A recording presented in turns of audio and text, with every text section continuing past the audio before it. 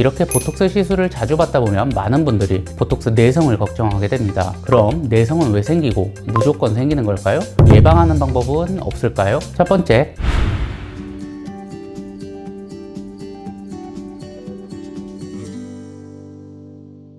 안녕하세요. 피부과 전문의 닥터 라이언입니다. 오늘 이야기할 주제는 보톡스 내성의 원인, 해결, 예방법, 그리고 제오민 코어톡스를 사용하는 이유에 대해 설명드리겠습니다.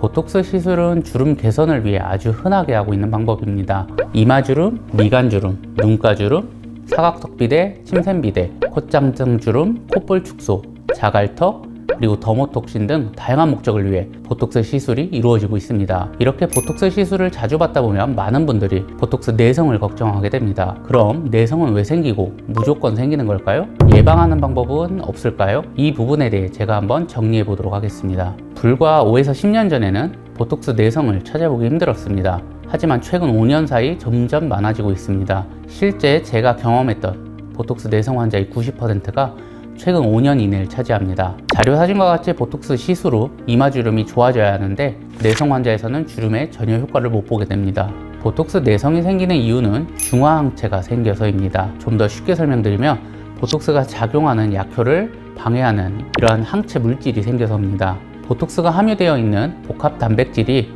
피부 속에서 면역 반응을 일으켜 중화항체가 생기는 겁니다. 처음 보톡스를 맞을 때는 효과가 있다가 반복 투여 시 나중에 보톡스에 반응이 없어 치료 효과가 떨어지게 됩니다. 보톡스 시술을 행한 3,000명 이상을 치료했던 16개의 임상 연구를 분석한 결과를 보면 0.5% 정도에서 항체 발생이 생겼다고 보고합니다. 보다 최근에 발표된 논문을 보면 8,525명을 분석했는데 대략 0.5% 정도의 환자에서 항체가 검출되고 중화항체가 생기는 환자의 대략 50% 이상에서 임상치료 효과는 유지되는 것으로 정리하고 있습니다. 앞에 두 가지 논문을 정리하면 다음과 같은 결론들을 얻을 수 있습니다. 항체가 생기는 원인은 다음의 세 가지입니다.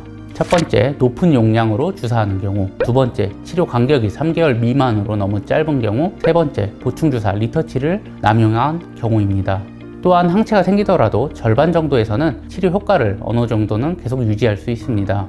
보톡스 내성을 예방하는 가장 손쉬운 방법은 제오민이나 코어톡스를 사용하는 겁니다. 제오민이나 코어톡스는 다른 제품들과 달리 900kDa 크기의 보툴리눔 독소 복합체 단백질에서 부속 단백질을 제거하고 150kDa 크기의 신경 독소 단백질만을 정제하여 만들었습니다. 기존의 제품들보다 훨씬 적은 단백질이 들어가다 보니 그만큼 중화항체가 생기지가 않고 그 결과 내성이 생기지 않는다고 보고하고 있습니다.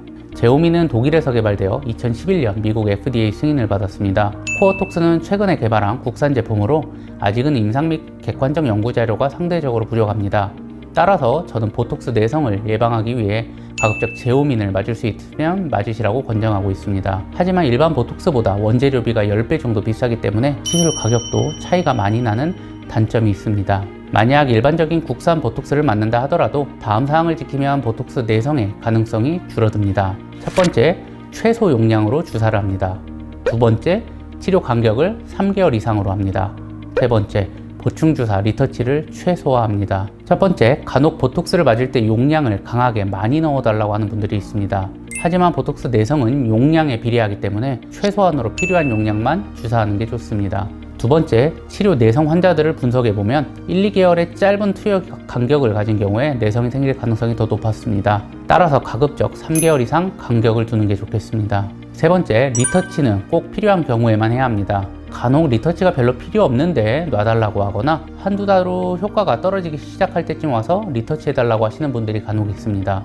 그러한 행위를 반복하면 내성이 생길 가능성이 높아집니다.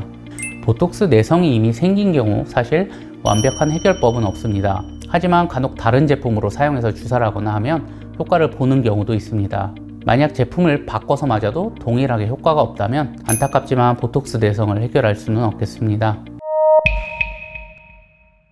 보톡스를 맞을 때도 이와 같이 반드시 준수해야 할 사항이 있습니다. 저는 제 환자가 3개월도 안 돼서 보톡스를 놔달라고 하면 안 된다고 합니다. 다른 병원은 한두 달 간격으로 계속 맞으라 했다고 하는 환자도 있었습니다. 대용량을 사용하는 사각턱 보톡스나 침샘 보톡스도 3개월 간격으로 맞으라고 했답니다. 저는 이런 경우 5, 6개월 되기 전에는 안 놔드립니다. 자주 시술을 해주면 병원 경영 입장에서는 좋을 수는 있겠지만 절대 해서는 안 되는 행위입니다. 이를 반드시 알고서 건강한 보톡스 시술을 받으시길 바랍니다. 영상이 도움이 많이 되셨다면 좋아요, 구독 눌러주시고 앞으로도 더욱 유익한 정보로 여러분들 찾아뵙겠습니다. 감사합니다.